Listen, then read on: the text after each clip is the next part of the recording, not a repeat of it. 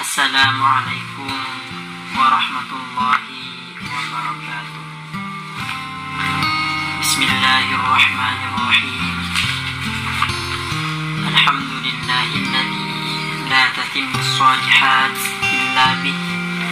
Wa sallallahu ala sayyidina wa maulana Muhammadin wa ala alihi wa ashabihi. Qala rabbi shrah li sadri wa yassir li amri wahlul 'uqdatam min lisani yafqahu qawli. Pada kesempatan kali ini kita lanjutkan kajian kita kitab Maqasidur Ri'ayah bi Huquqillahi Azza wa Jalla pada fasal ketiga. Faslun fima yutaqarrabu bihi ila Allah Ta'ala. Pasal ini menjelaskan tentang cara mendekati Allah Subhanahu wa Ta'ala, cara kita untuk lebih dekat lagi kepada Allah. Setelah kita pelajari pasal-pasal tentang menyimak perkara yang diperintahkan oleh Allah dan kita menjauhi perkara yang dilarang oleh Allah, pada fasal ini kita oleh musannif Syekh Izzuddin bin Abdul Salam dibawa terhadap cara untuk mendekati Allah Subhanahu wa Ta'ala. La yutaqarrabu ila Allah Subhanahu wa Ta'ala illa bi ta'atihi wa ta'atuhu fi'lu wajibin aw mandubin wa tarku muharramin aw makruhin. Seseorang mendekatkan diri kepada Allah Subhanahu wa Ta'ala hanya dengan cara taat kepadanya.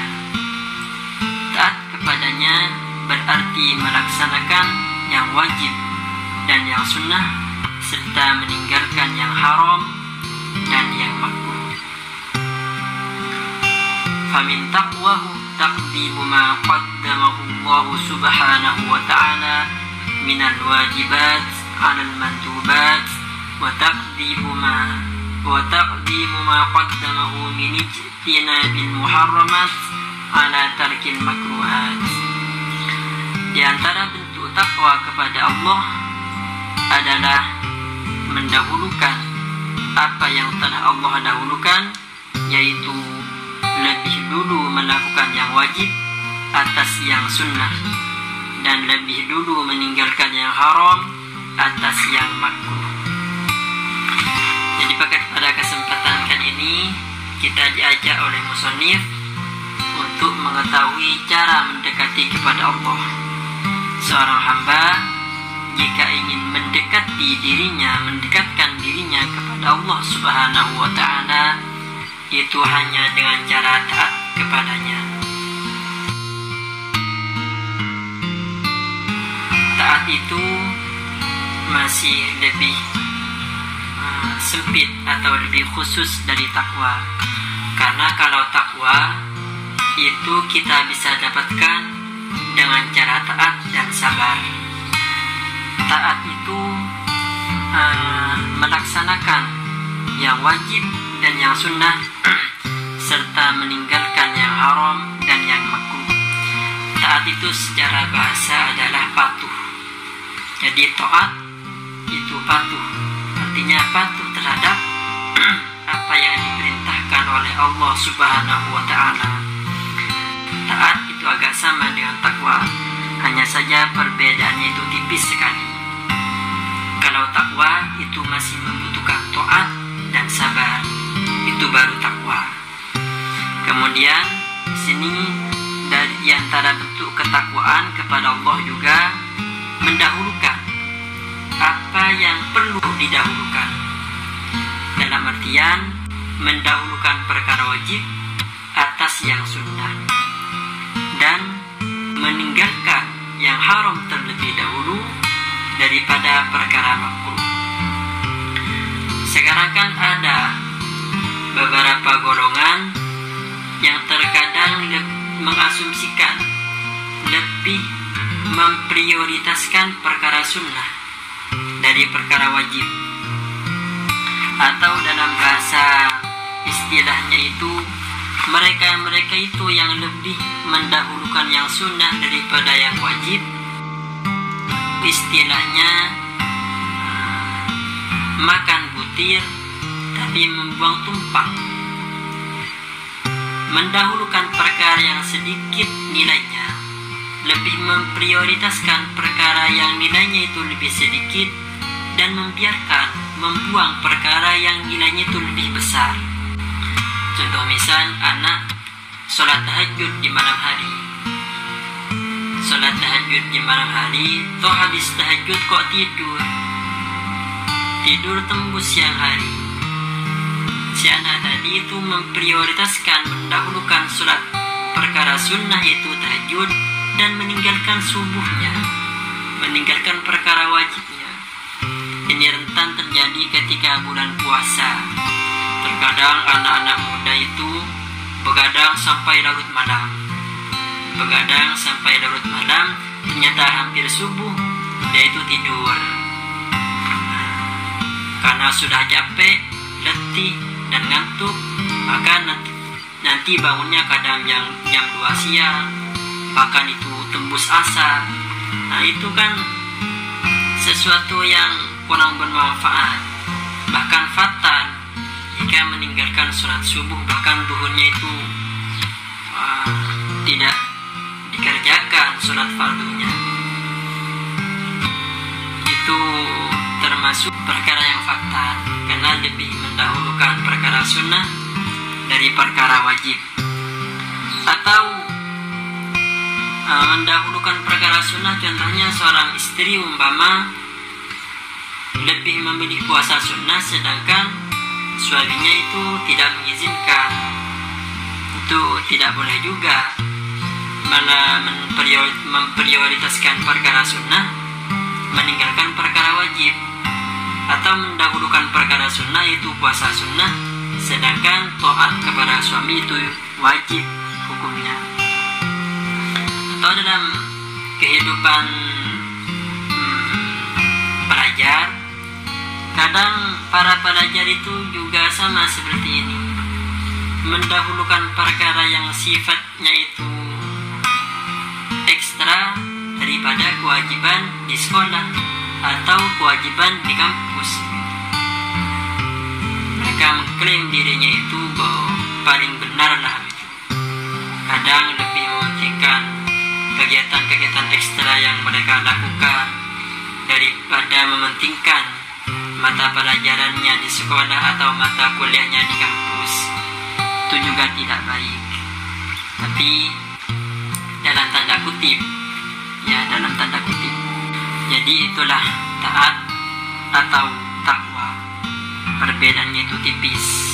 Mendahulukan yang diperintahkan oleh Allah, melaksanakan apa yang diperintahkan oleh Allah, dan menjauhi apa yang sudah menjadi larangannya. Dan termasuk bentuk dari ketakwaan itu adalah mendahulukan perkara wajib dari perkara sunnah, dan mendahulukan menjauhi perkara haram dari perkara makruh. وهذا بخلاف ما يفعله الجاهلون الذين يظنون أنهم إلى الله سبحانه وتعالى متقربون وهم منه متباعدون. Ini berbeda dengan orang-orang bodoh yang mengira dirinya dekat dengan Allah Subhanahu wa Ta'ala, padahal sebenarnya mereka itu jauh. فيضيع أحدهم الواجبات حفظا للمندوبات ويرتكب المحرمات تصونا عن ترك المكروهات. Mereka meninggalkan kewajiban demi melaksanakan perkara sunnah, dan melakukan perbuatan haram karena ingin menjauhi perkara makruh. ولا يقع في مثل هذا إلا ذو الضلالات وأهل الجهالات. Hanya orang-orang tersesat dan orang-orang bodoh saja yang melakukan hal-hal itu. Jadi musannif di sini lebih memperjelas asumsi beliau atau pendapat beliau, ibarah beliau. Orang yang mengira dirinya itu dekat dengan Allah, padahal mereka itu jauh. Siapakah mereka?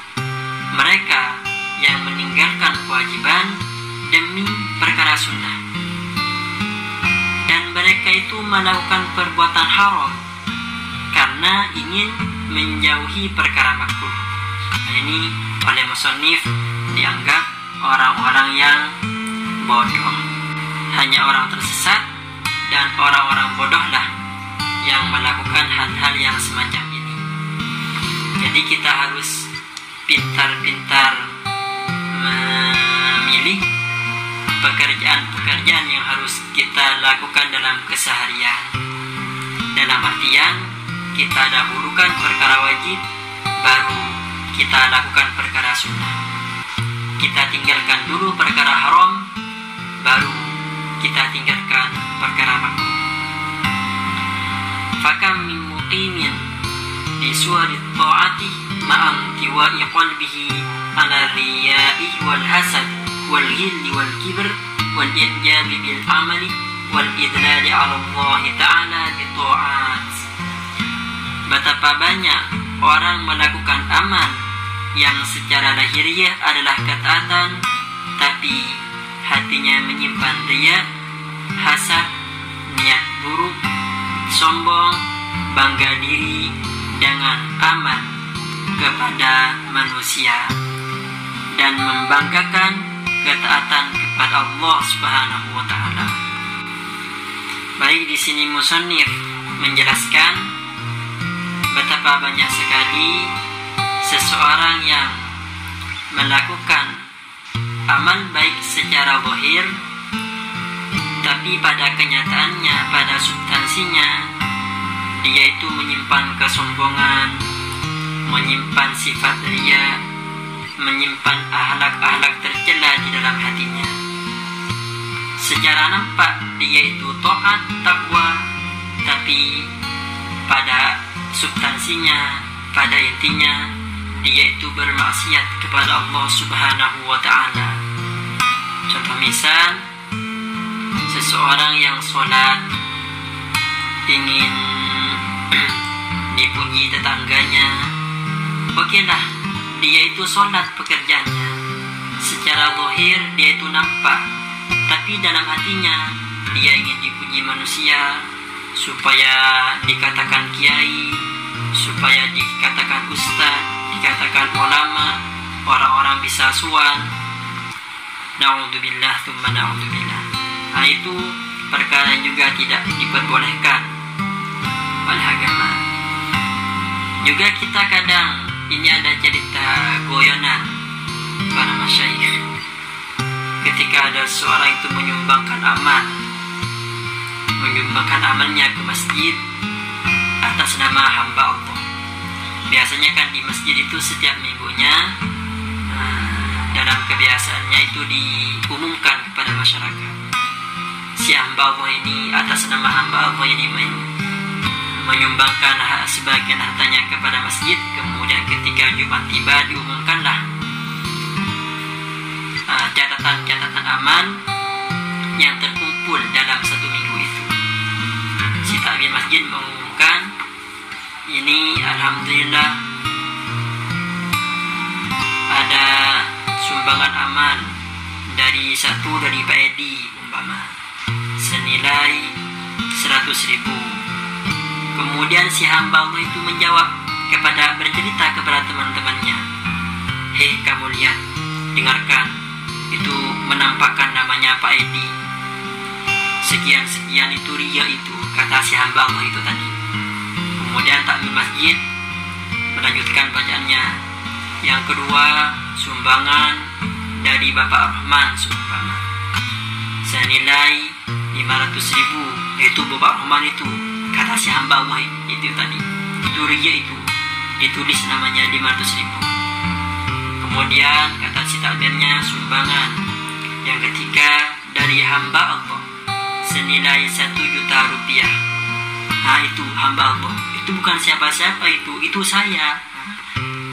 Itu memang secara lahiriah nampak dirinya itu menyebutkan hamba Allah, tapi masih dikatakan kepada orang lain. Nah, itu artinya ingin mendapatkan hal-hal lain selain keridhaan Allah dalam sumbangannya.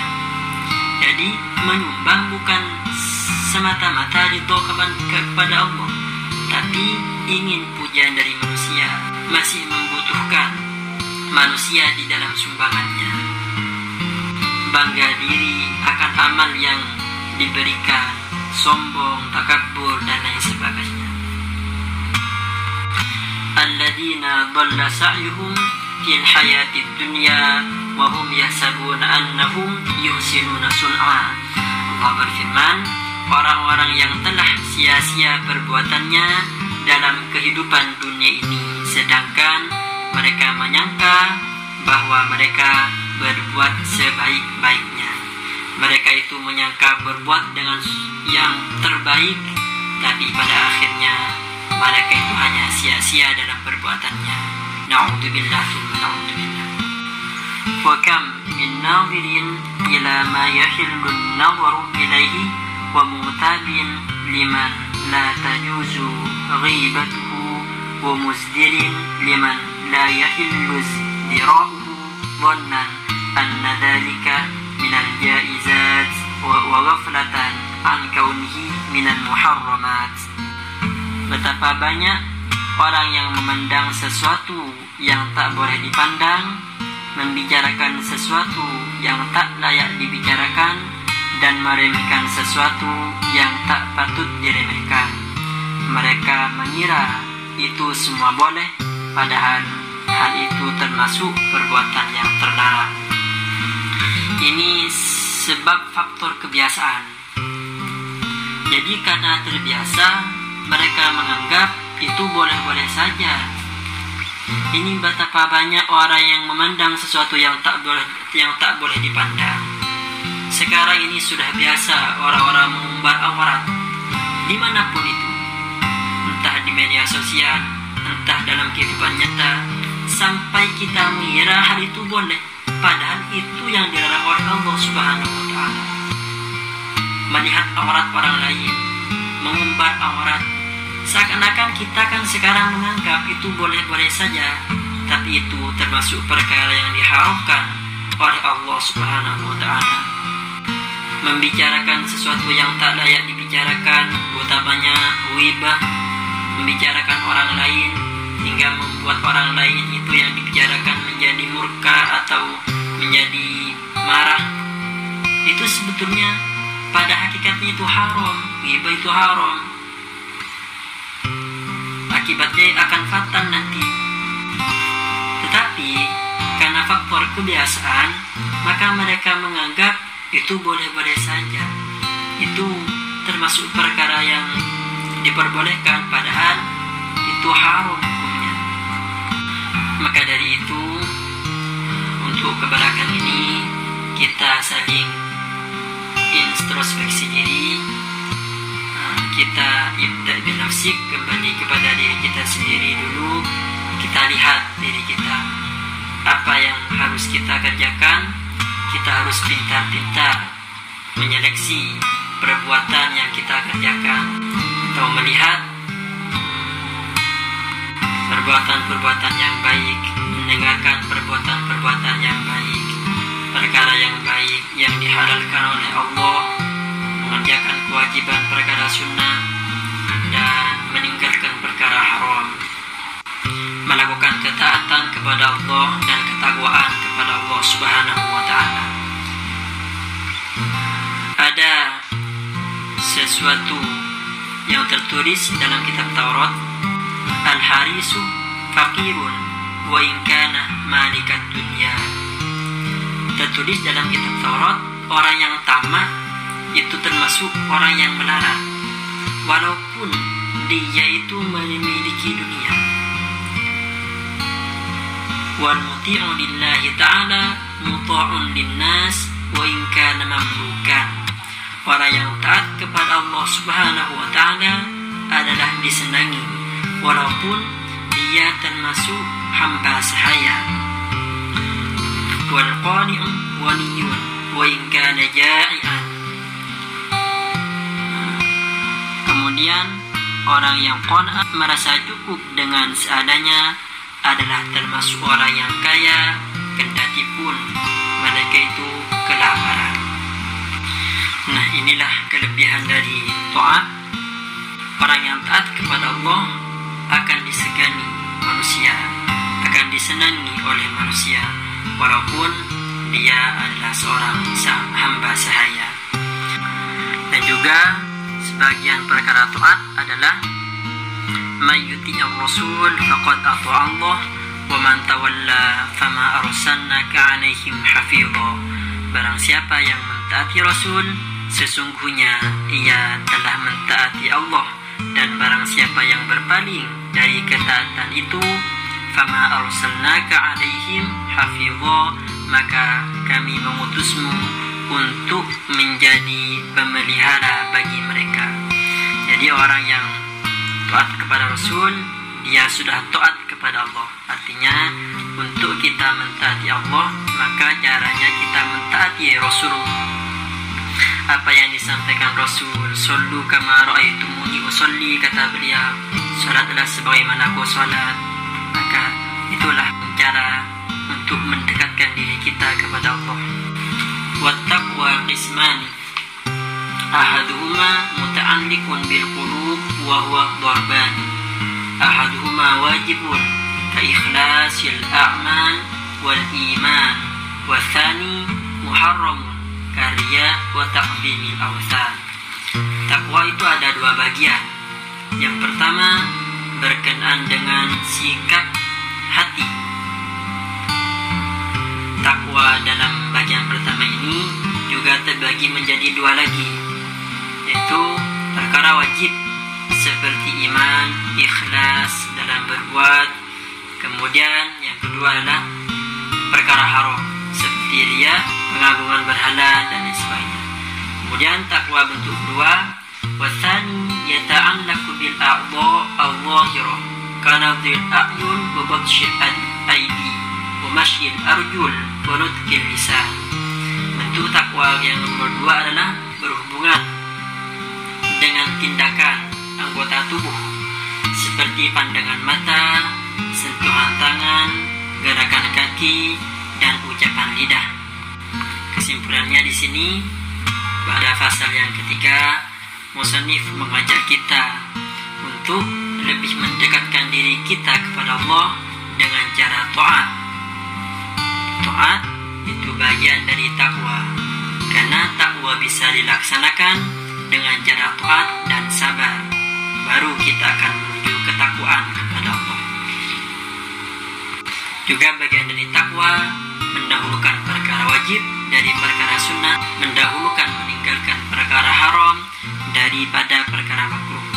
Takwa itu ada dua, yaitu yang pertama berhubungan dengan pekerjaan hati, yang kedua berhubungan dengan tindakan anggota tubuh.